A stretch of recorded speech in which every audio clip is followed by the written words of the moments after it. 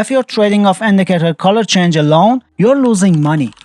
I don't care if it's gold, stocks, or crypto. You see green, you buy. You see red, you sell. That's not a strategy. That's a slot machine. And the market's already taken your chips. I'm gonna show you a proof of concept on the 15-minute gold chart that'll stop the bleeding. Most of losses come from ignoring the trend. Look at the screen. The first tool we're using is the Imbalance algo.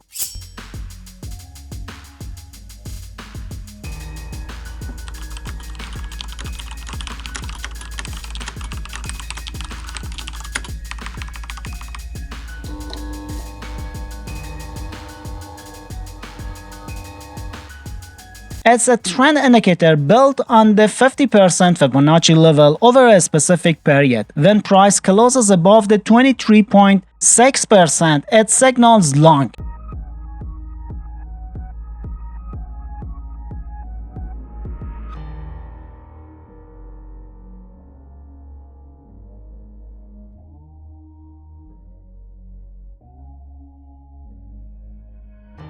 When it closes below the 78.6%, it signals short. The moment that happens, you'll see a stop loss and 4 take profit levels appear on your chart. Clean, automatic, one line. That's the boundary of normal price behavior. When price crosses it, the system identifies a high probability entry point. That's the logic. It filters the noise that confuses amateur traders and keeps you focused on what matters. Momentum shifts in the financial markets. But here's where it gets dangerous. You find a color change, you enter. You find another, you enter again. Sometimes it works. Most of the time, it doesn't. Take a look at this 15-minute gold chart. Price action is clearly moving in a downtrend, but the imbalance algo keeps generating buy signals. You take them. Your account starts bleeding. Why? Because you're trading without context. You're reacting to signals in isolation, and that's exactly what the stop-loss hunting algorithms are designed to exploit. They know you're chasing colors. They know you don't have a plan, and they're costing you money every single time. The problem isn't the indicator. The problem is the lack of trend identification and the absence of a risk management plan. You're flying blind. So before we go any further, adjust the imbalance algo sensitivity to 9. That tightens the filter.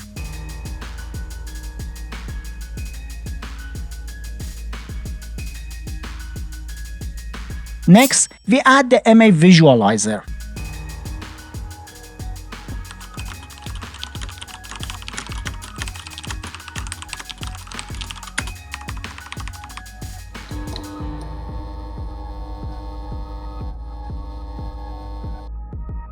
This is your trend compass. It's made of 5 moving averages. Each one changes color when price closes above or below the line. The background between the moving average and price also changes color, creating gradient effect. It's visual simplicity at its best. One glance tells you everything, but the default settings will cost you money because they're not calibrated for long-term trend identification. Here's what you do. Set the MA type to SMA.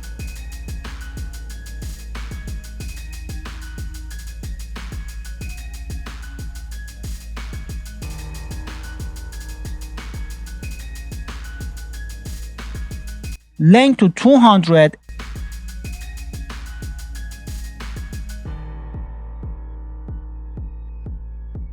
smoothing to 1.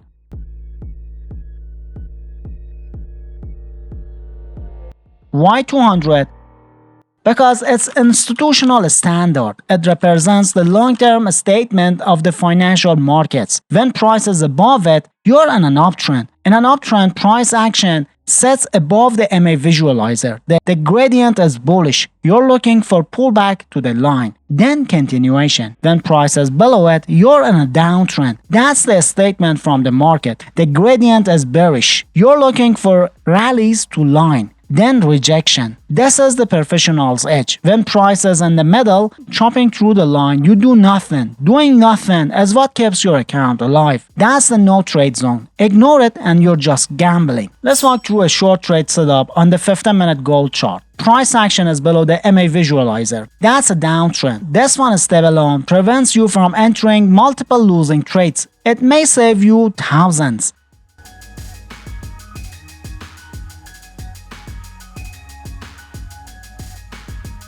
Now check the price action candles. They're also below the imbalance algo line.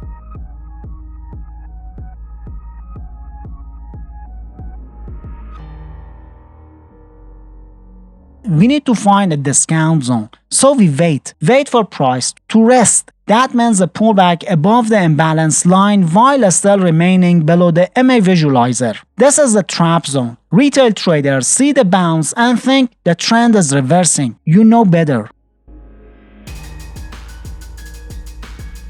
After the pullback, we wait for a bearish momentum to appear. That happens when price breaks and closes a candle below the imbalance line. That's the trigger. The sellers now have the upper hand. The market is confirming the move. The close is everything. It's not about VIX. It's about intraday noise. It's about where the market decides to settle. That's the only vote that counts. Now comes the risk management plan. First rule, never risk more than 1% of your capital per trade. I don't care how confident you are. I don't care how clean the setup looks. 1%, that's the line. Second rule, always set a stop loss.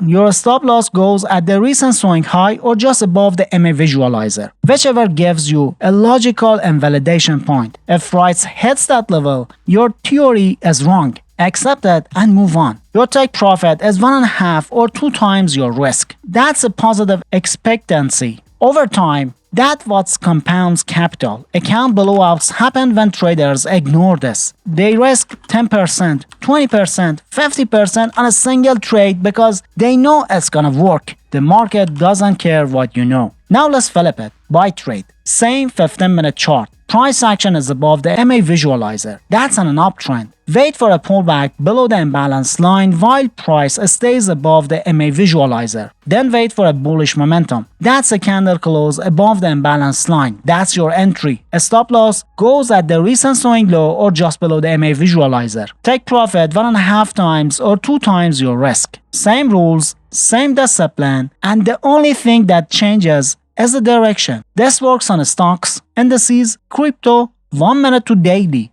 scalping, day trading, swing trading. The logic doesn't change. The market structure doesn't change. What changes is your ability to wait, to filter, to execute only when the conditions align. Market manipulation thrives on impatience. Stop loss hunting thrives on proof placement. You avoid both by respecting the trend and managing risk like a professional. You're not here to catch every move. You're here to catch the right move, the one with momentum behind them, the one with a structure supporting them. Everything else is noise, and noise is what's costing you money.